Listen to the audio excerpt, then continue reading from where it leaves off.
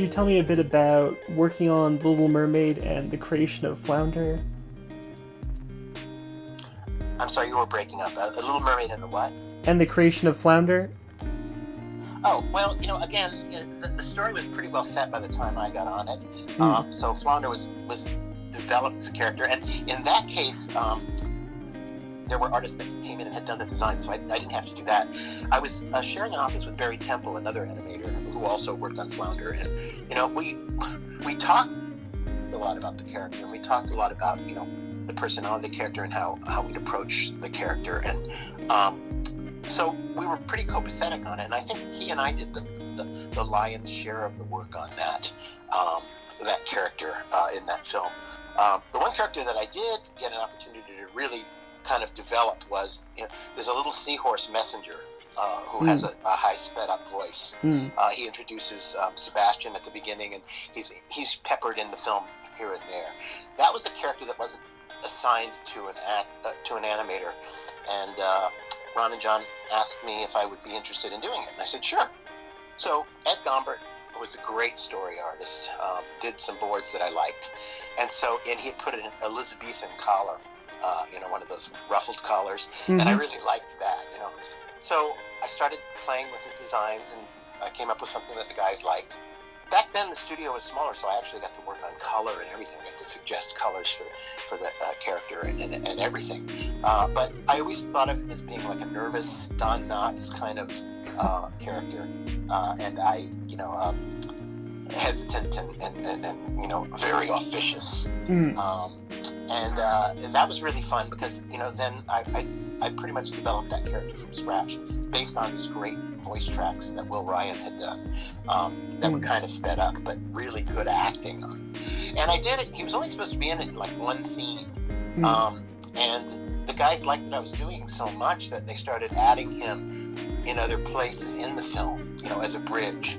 And that was a lot of fun because I got to do all of it. I got to do pretty much every scene of that character myself because there wasn't that much in the film. That I worked on Flounder in the Part of Your World sequence, which is a beautiful sequence. Yeah, I did almost all the Flounders in that sequence, and what was great about that was working, collaborating with Glenn Keane. Who did the beautiful aerials in that sequence. But interestingly enough, that sequence was almost cut out. Jeffrey just did not like Jeffrey Katzenberg did not like it. And I remember sitting in a screening room and watching our finished story reels or animation reels with Jeffrey. He was sitting several rows in front of us in the screening room. Glenn and I were sitting behind him. And after it ended, he just turned around and feigned a fake yawn. And Glenn and I were like, ugh. Wasn't it Walt Disney's son who stepped in and managed to keep it in? Well, yes, that's part of it. Well, it's not his son, but Roy was his nephew. Gotcha. Yeah, I think Roy had a lot to do with keeping it in. But also, the directors, I have to credit them with being creative and saying, how about, what is it exactly you don't like about it? He says, well, it's too slow. There's no comedy and whatnot. So they started adding Sebastian in here and there, like looking through the glasses and his eyes get big, little gags like that, and that did it for him. He was no longer bored by it, and so that really helped to get that sequence sold.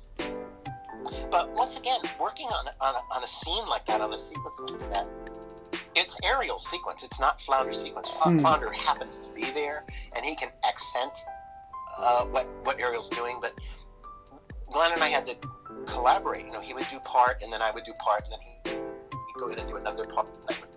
And one of us would follow the other, depending on who was important in the scene. But in the end, I think it pulled together pretty well, and it's actually a very enjoyable sequence for me to see over and over. But the trick is, if it's Ariel's scene, Flounder has to move and be active, but he can't outstage Ariel, you know what I mean? If you've got two actors on the screen, the audience needs to know who to look at, and it has to read what they're saying, so you can't have a lot of action going on the other side of the screen. So it was really trying to keep a character alive, but also still enough so that he wasn't, upstaging Ariel. I gotcha. I definitely think Flounder made an impact, though. I mean, I think that's one of the great things about Disney films, like specifically the older ones,